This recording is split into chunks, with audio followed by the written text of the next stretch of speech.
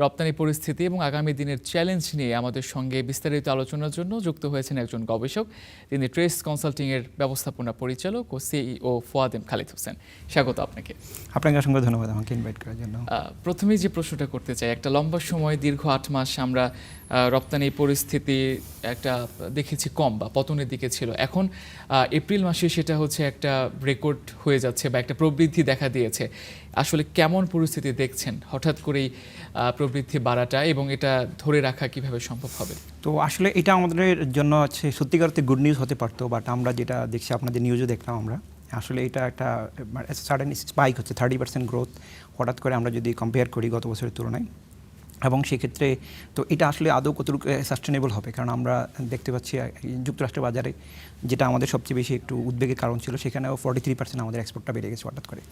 তো এটাকে আমরা যদি সাস্টেনেবল করতে চাই এবং হচ্ছে এটাকে আরও বেশি আগামী মাসগুলোতে যাতে আমরা কন্টিনিউ করতে পারি, সেক্ষেত্রে আমাদের যে লং স্ট্যান্ডিং প্রবলেমগুলো, যে আমাদের যে লিড টাইম কমানো, কমপ্লিটনেস বাড়ানো, তারপরে হচ্ছে এনার্জি ক্রাইসিস সহ এনার্জি এফিসিয়েন্সি যে প্রসেসগুলো, এবং ওভারঅল যে আমরা যেই ধরনের প্রোডাক্ট আমরা এক্সপোর্ট করতেছি সেখান থেকে আমরা সরে এসে কিছুটা হাই এন্ড প্রোডাক্টে বা যেগুলোতে ভ্যালুয়েশনটা বেশি হয় সেদিকে আমাদের কনসেন্ট্রেশন করার মাধ্যমে আসলে আমরা এখন যেই সাকসেসটা বা হচ্ছে স্পাইকটা দেখতে পাচ্ছি, এটাকে যদি আমরা কন্টিনিউ করতে চাই, তো এটাকে আমরা কাইন্ড অফ ডিমান্ড রিকভারি হয়তো আমরা বলতে পারতাম, কিন্তু আমরা যদি নেক্সট মান্থগুলোতে দেখি এবং বিশেষ করে আমরা হেড টু হেড কম্পেয়ার করি গত বছরের জুলাই থেকে বছর এপ্রিল পর্যন্ত, এখনও কিন্তু আমাদের এক্সপোর্টটা প্রায় 2% কম।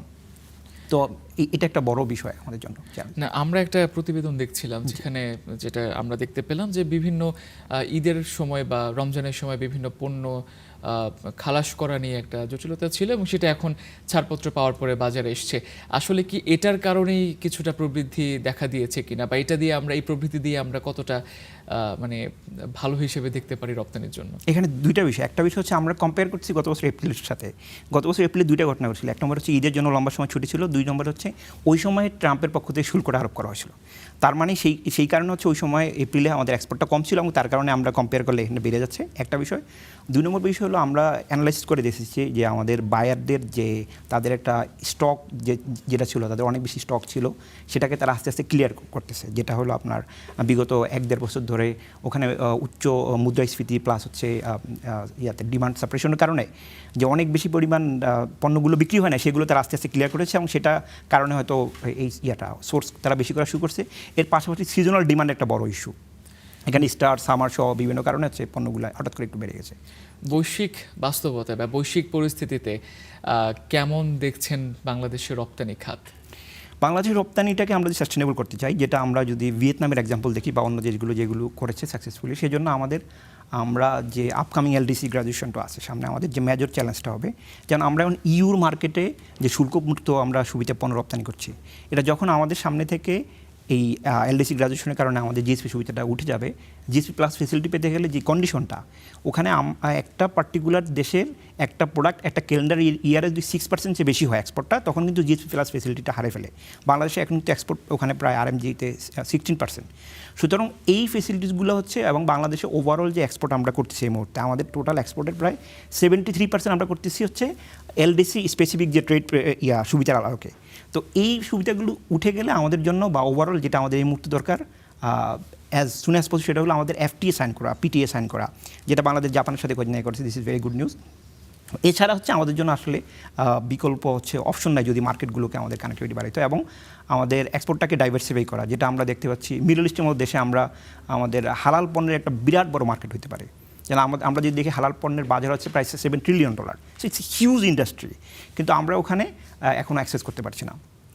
আমাদের যে অ্যাগ্রো প্রসেসিং সেক্টর বা হচ্ছে আমাদের অন্যান্য সেক্টরগুলো আছে, সেগুলোতে যদি আমরা যেই সমস্ত জায়গাগুলো আমাদের এক্সপোর্টটাকে কনসেন্ট্রেশনটা করতে পারি, শুধুমাত্র রেডিমেড গার্মেন্টসই আমরা কনসেন্ট্রেট করছি। আমি যদি বলি আজ থেকে ধরেন 26 বছর আগে 2000 সালে আমাদের রেডিমেড গার্মেন্টসের কন্ট্রিবিউশন ছিল 70%-এর মতো, এখন সেটা হয়েছে 83 বা 84%।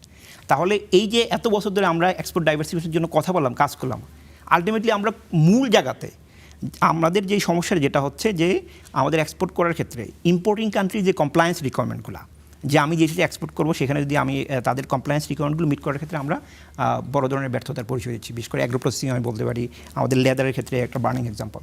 তো এইগুলো যদি আমরা অ্যাড্রেস করতে, আমি যদি একটা উদাহরণ দিই, আমরা যদি দেশ থেকে যদি কোনো মিট এক্সপোর্ট করতে চাই, অথবা হলো আপনার হচ্ছে এগ বা মিল্ক যদি এক্সপোর্ট করতে হয়, তাহলে এইগুলোর জন্য ন্যাশনাল রেসিডিউ কন্ট্রোল প্ল্যান তৈরি করতে হয়। আজকে বাংলাদেশ এত বছর স্বাধীন হলো, কিন্তু বাংলাদেশ এখন পর্যন্ত এই পণ্যগুলো ন্যাশনাল রেসিডিউ কন্ট্রোল প্ল্যান করতে পারে নাই। বার্নিং এক্সাম্পল যদি আমরা একটা দিতে পারি, আমাদের শ্রিম্প যেভাবে ইউ ডিমান্ড অনুযায়ী আমরা যেভাবে আমাদের ল্যাবগুলোকে ডিজাইন করেছি এবং তাদের রিকোয়ারমেন্ট অনুযায়ী তাদের যে তারা যেভাবে চায় সে আলোকে আমাদের পণ্যগুলো তৈরি করতে পেরেছি, প্রোডাকশন করতে পারছি, সেই কারণে আমাদের এক্সপোর্টটা করতে পারছি। তো আমরা শ্রিম্পটা যদি পারি, আমরা হোয়াই নট আদার্স এই ধরনের অ্যাগ্রো প্রসেসিং বা এই সেক্টরগুলোতে, তাহলে আমাদের পক্ষে এক্সপোর্টটা বাড়ানো সম্ভব হবে। তো মূল যেই বিষয়টা আমি যদি আপনার কাছ থেকে আরেকটু সময় নেব, সেটা হলো আমাদের যে টার্গেটটা থাকে, সেই টার্গেটটা আমরা আসলে রেডিমেড গার্মেন্টস দিয়ে পেয়ে যাই, যার কারণে অন্যদিকে যে আমাদের কনসেন্ট্রেশনটা দিতে হবে, আরও অনেক আনট্যাপড অপরচুনিটি আছে, সেদিকে আমাদের নজর দিচ্ছে না। সেটার সলিউশন আছে, আমি একটু পরে বলছি যদি সময় পাই। আপনি বলছিলেন যে আমাদের বর্তমানে রপ্তানির প্রায় পুরোটা অংশই আরএমজি থেকে আসে বা তৈরি পোশাক থেকে আসছে, এবং সেখানেও কিন্তু একটা সংকট আমরা সবসময় দেখতে পারি যে জ্বালানি একটা সংকট থাকে। এবং এই যে রপ্তানিকারক যে সংগঠনগুলো রয়েছে তারা প্রত্যেক সময় বলছে যে তারা চাহিদা মাফিক জ্বালানিটা পাচ্ছে না। এখন আবার বৈশ্বিক একটা সংকট তৈরি হয়েছে, এবং এই সংকটে দেশের পরিস্থিতি এখনও যদিও বা কিছুটা স্বাভাবিক হয়ে এসছে, মাঝখানের পরিস্থিতি কিছুটা খারাপ হয়েছিল, তো এখনও তো বৈশ্বিক সংকটটা কাটেনি জ্বালানি নিয়ে। এটা যদি অব্যাহত থাকে, সেটা বাংলাদেশের তৈরি পোশাক শিল্প বা অন্যান্য খাতের উপরে কেমন প্রভাব ফেলতে পারে?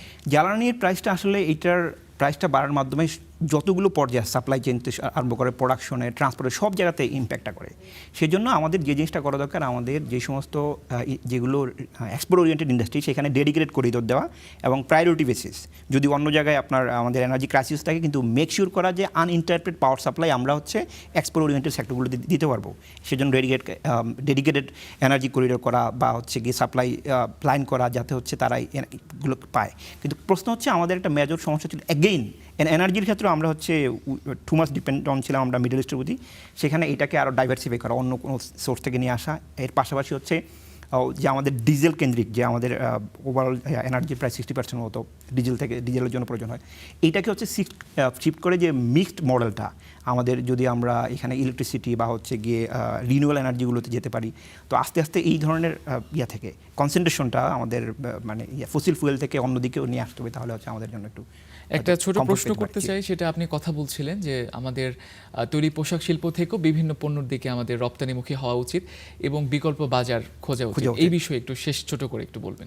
তো এই ক্ষেত্রে আমাদের বিকল্প বাজার খোঁজাটা না খোঁজার কোনো মানে অল্টারনেটিভ কোনো অপশন নাই। কারণ তৈরি পোশাক ক্ষেত্রে আমাদের যে কোনো সময় যদি কোনো একটা ধাক্কা আসে, তো আমাদের যে অল্টারনেটিভ অপশনগুলো রয়েছে, আমি যেটা বললাম অ্যাগ্রো প্রসেসিং সেক্টর হতে পারে, লেদার হতে পারে, ইঞ্জিনিয়ারিং হতে পারে, মেডিকেল ডিভাইস সহ অন্য যেইগুলো সেক্টরগুলো রয়েছে, সেগুলোতে হচ্ছে আমাদের এক্সপোর্টটাকে আমাদের কনসেন্ট্রেশন করা এবং খোঁজা। এবং আমি যদি বলি আপনাকে, সেটা হলো আমাদের যে এক্সপোর্ট পলিসি রয়েছে, এটা একটা অপারেশনাল এক্সপোর্ট পলিসি না। যেমন এখানে বলা আছে 110 বিলিয়ন এক্সপোর্ট আসবে 2027 সাল নাগাদ, কিন্তু কোন সেক্টর থেকে আসবে, কোন দেশ থেকে আসবে, এই যে ক্যালকুলেশনটা, অর্থাৎ এই আমাদের এক্সপোর্ট পলিসিটাকে যদি ভেঙে আমরা একটা operational online based export policy করি, যেখানে সবাই জানবে who does what, car responsibility কোনটা। যে আপনার রেডিমেড গার্মেন্টসের এক্সপোর্টটা আমাদের গত 26 বছরে এখানে বেড়ে গেল, অন্য সেক্টর বাড়লো না, এটার জন্য রেসপন্সিবল কে? তাহলে আমরা যদি এটাকে কমপ্লিটলি একটা অপারেশনাল টাইম বাউন্ড স্পেসিফিক মোডালিটিতে আমাদের এক্সপোর্টে সাজাতে পারি, তাহলে তখন বেড়ে আসবে যে আমাদের কোন সেক্টরের ডিমান্ড, আমাদের কোন সেক্টরের জন্য আমাদের কতটুকু আমাদের এক্সপোর্টটা করতে এবং সেটার জন্য দায়িত্বশীল কে। তাহলে সেক্ষেত্রে আমরা মার্কেটগুলো এক্সপোর্ট করতে পারবো এবং রপ্তানিটা বাড়াতে পারবো। আপনাকে অসংখ্য ধন্যবাদ আজকে আমাদেরকে সময় দেওয়ার জন্য। আপনাকে অসংখ্য ধন্যবাদ।